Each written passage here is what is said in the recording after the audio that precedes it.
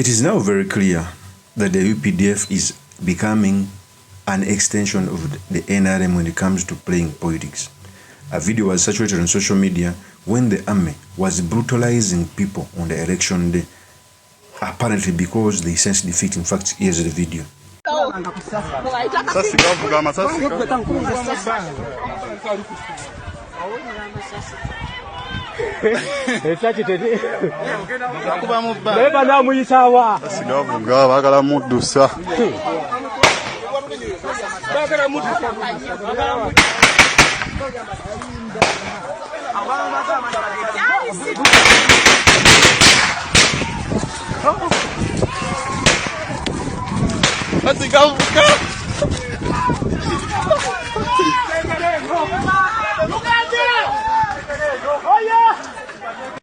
That's the tape when the army was brutalizing the common people. First of all, if we were in a working system, these people would be called to order, because I know the state can investigate and get to the bottom of these issues. When such things happen, we start questioning the integrity of the government when it comes to elections, most especially in our country where elections is becoming a mockery. So the purpose of this video, I've come to talk about the violence that was meted on people during elections, what it means for our politics, and most importantly, the sedimentaries we can learn from the politics of our nation. But before I do this, I want you to know that if you're new to this channel, please subscribe. And if you're watching this video from a different platform, please head on to YouTube, type in Sula Mawagari. There's a lot of content of this nature. If geopolitics and economics is what you want, this will be definitely the right channel for you to subscribe to.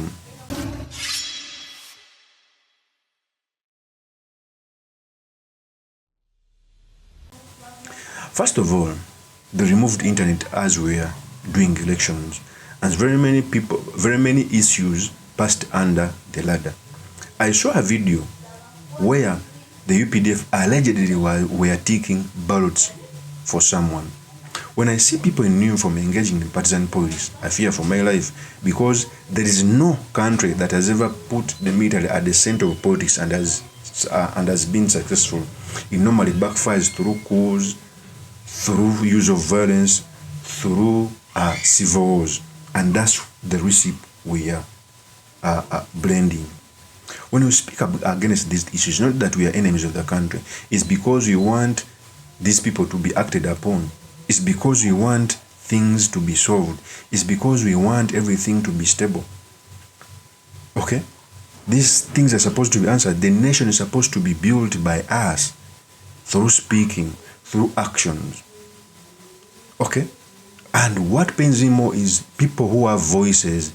Their voices are being fought hard. Sarah Biretin is in jail, Besigye is in jail, Bobby Wine can no longer speak. As we speak right now, very many people were abducted through forceful disappearance. A thing that Genome 7 stood against in the 70s and 80s.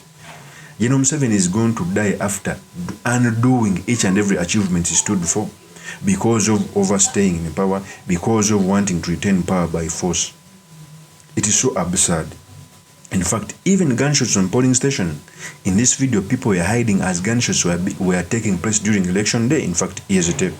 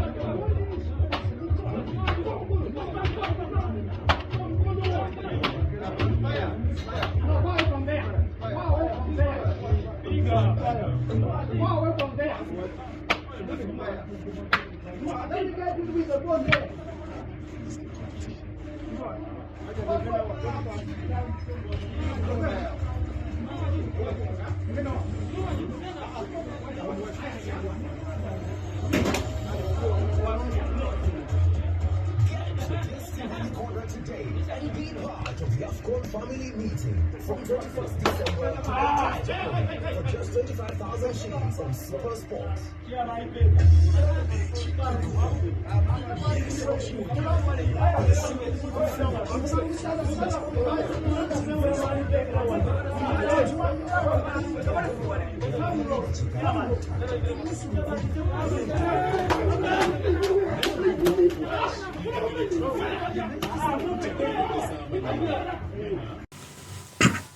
That is the video as gunshots were taking place. So for me, I beseech every security officer, look around in failed states. It begins like this. And Mobutu Seko in Congo, it culminated into a civil war. Our neighboring Sudan, Omar Bashir used to win by 86%, by 96. They are fighting now because of the poor standard of elections and the failing to build institutions of transition. Look about in Rwanda, although they are even also doing the same mistake. The civil war that happened, it was because of elections. Look in Kenya, look in Somalia, Farai did. It started as an election violence. Later, America came in. Look at Burundi. If we fail to learn from our neighbors, okay, let's learn from our history. We've had a bad history because of elections. If these things are not solved, we are going to die in our country. What pains me, by the way, is that some of us, Uganda is the only home we have. If we try running in other countries, we shall be refugees. Uganda is where we have everyone. Some of you doing these violences have families abroad, have houses in each and every part of the country. And we are cheering on bad leadership. History will judge those with voices, the cultural institution, the Busoga Kingdom, the Bunyoro Kingdom, everyone who has a voice, even those within the NRM government. You are directing a ship that is sinking, but you are cheering on bad leadership. And a man who is tired, a man who has led the country for 40 years. It's time for you to speak up. Of course, as my opinion, remain yours truly, Mr. Makindi. If you're new to this channel, please subscribe, like, and comment so that I can be motivated to do more of such videos. I'll see you on another one. Peace.